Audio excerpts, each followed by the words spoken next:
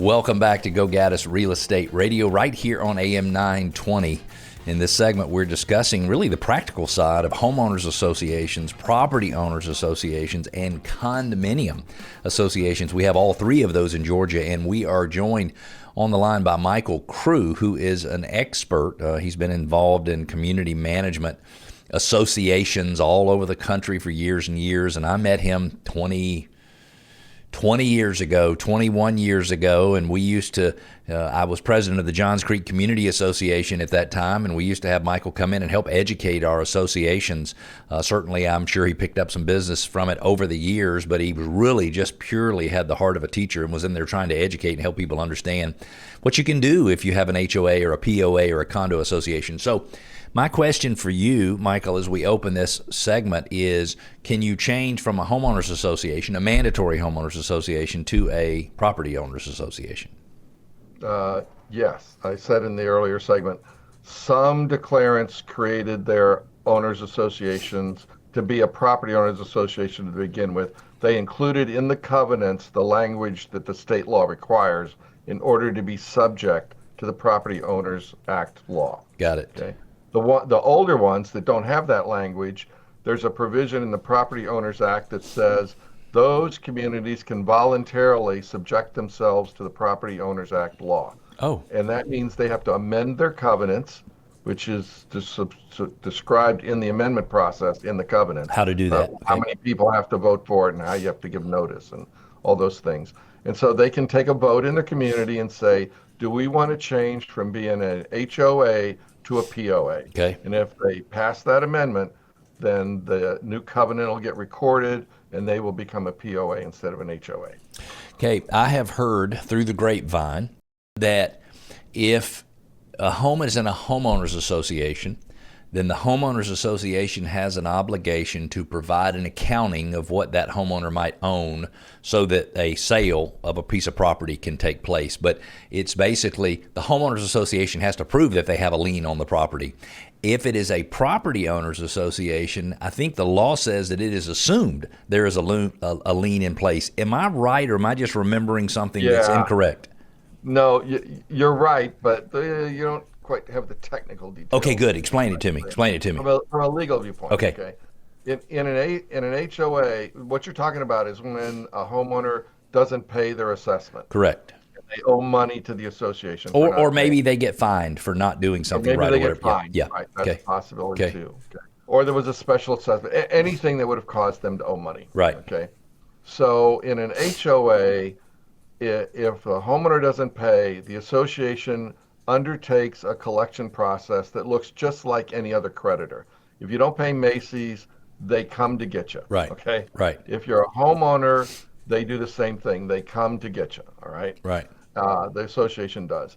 And one of the things that associations do is they file a lien against your home to secure their debt. Okay. And they can do that. They can file the lien at the courthouse because the covenants allow them to do that. It says, delinquent homeowners, the association has a right to file a lien against your home to secure the debt. Okay. So that's the part you're talking about. Okay. So in the POA, in the Property Owners Act, and in the Condominium Act, so this happens at condominiums too, the law says if you owe your association money, there's a statutory lien, a lien by law, defined in the law, that says there's a lien on your property that the association holds. Okay. And so the thing that makes that a little different is that when you go to sell your house, okay, the buyer side, the financing on the buyer side would do a title search see if there's a lien in an HOA. They would see if there's one recorded, and if there's not, then there's not. Right. On POA in the condo side, okay, there's assumed to be a lien. If you owe money, it's there. Mm-hmm. So what the financing company does is they go to the association and they ask for a statement of account, basically a release that says there is no lien, right? There is no debt, there is no lien, or if there is a debt, how much is it and how do they pay it off? Interesting. So I had it almost right, but just a little. Yeah, it was just a little subtle thing. A little bit off. And it. we do sort of HOA closing letters from HOAs and POAs, and they're all kind of the same. Yeah. So even if there's not that statutory lien that's in place, and you still have to prove if it's a mandatory association. So let's talk about this. Okay, now condominium association, and I think we might even have a specific example. I'm picturing, living in a neighborhood single family home. But I'm picturing the documents being written like they were a condo association, and the way you explained a property owners association as being the same paperwork for a condo owners association that was just they changed the terminology. I see how that could actually happen.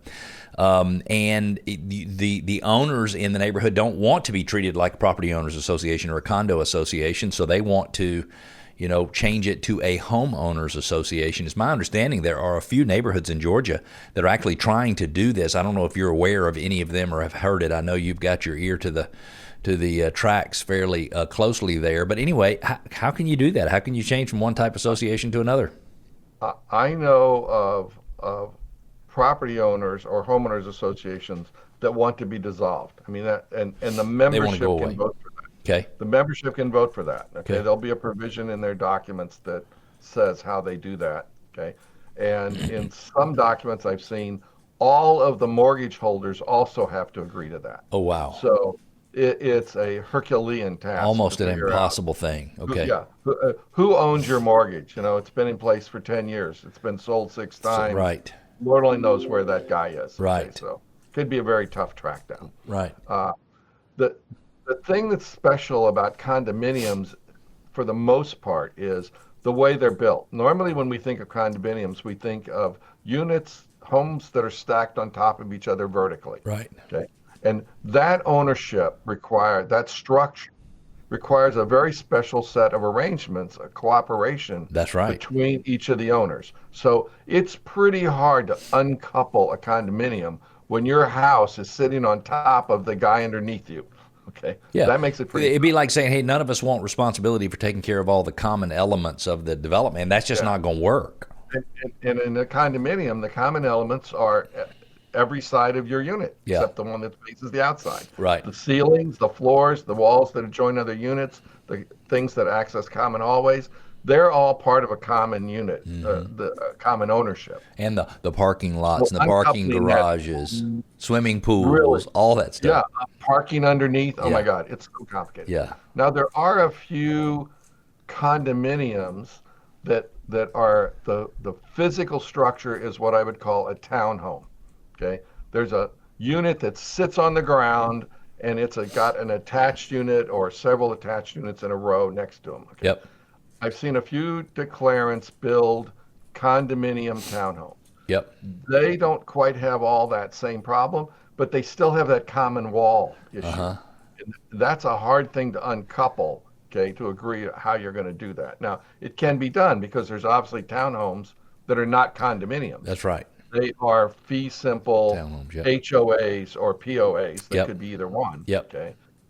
But you've got basically your documents that you had when you were a condominium are going to go out the door because all of the legal definition of what's a unit, who owns what, where the maintenance responsibilities are, all that's going to change, and it's going to be big change, not a little. And I've seen a condo association that was single family homes where people owned their actual homes, but the condominium association owned all of the yards and all of the common elements and took care of everything. So just because you drive in and it doesn't look like a condo building doesn't mean it's not a condominium, because most people look at condominium as, I think you alluded to this, as a type of structure, but it's not. It's just a form of ownership, and anything can be owned in a condominium association, right? Right. Yeah. In those situations you're talking about, typically what happens is the individual's home is actually owned by the association, just like it is in a okay, condo. got it. Maybe I didn't understand. The association owns the building, okay? The maintenance responsibilities might be transferred to the individual owner. You got to paint your own house and do your own roof. That would never happen in a condo, of course. Right. But in a high-rise condo, that would never happen. Right. Okay. But that brings some other things into play, like who's carrying the insurance on the building. In a high-rise condo, the association insures the building. In the description that you've got, where they look like single-family detached homes and they are condominiums, the association's probably carrying the insurance. Yep. Okay? And they're probably doing like the outside maintenance and stuff too, truthfully, because people who buy like that, they want a turnkey living environment. If they didn't, they would buy a single family home in a subdivision. They want to lock the door and travel to Texas and come back in a couple of weeks. I'm just thinking, if people are listening and anybody has ever found something that surprised you buried in your neighborhood covenants or your condominium association documents or property owners association documents, go to gogaddisradio.com, click on Contact Us, and tell us just a little bit about that. It'd be interesting to see what we find. Michael, I would love to hear those. Well, I really would. I would love to do, and I'm sure there's lots and lots of things. One of the things that I'd like to close as we wrap up today's segment is, if you're in any type of association, and you and I, Michael, have talked about this many, many times, my recommendation to you, if you're frustrated with the association, is to become a good, upstanding, productive member of the association. I hear so many people frustrated with their homeowners association, and really they don't do anything to help. They're not involved. They don't go to the annual meetings. They're not trying to, they don't try to influence the budget in any way, and then they stay frustrated. So I know this doesn't fit for everybody, but if you're frustrated, get involved. And at a minimum, it'll help you probably have a lot more patience for the people who are running things. Do you agree with that, Michael? Absolutely. And I'll tell you the other thing is, and I've seen this happen more than once, too many times homeowners don't understand what their association does and who has what responsibility. Right. Homeowners, board members, management company, the landscape company, they don't understand that. And when they get involved, all of a sudden these things become clearer to They're them. like, oh, no wonder we can't get this done. Right. Hey, why does it cost so much to cut the grass? Well, it's a commercial contract. That's what it is. There's insurance involved and fertilizer, and it's not like when you're doing it yourself. That's right. Hey, thank you so much for joining us. We're up at a hard stop right now, so we've got to take a quick break. Will you come back and see me again sometime soon? Anytime you'd like, just give me a call. I'd be glad to drop in. Awesome. In our next segment, in our Neighborhood Spotlight, we're featuring the lakes at Sugarloaf, easy for me to say, and how do you make your listing just pop in a sea of scrolling thumbs, and are buyers still paying more than the list price? We've got those subjects and more. Stick with us. We'll be back.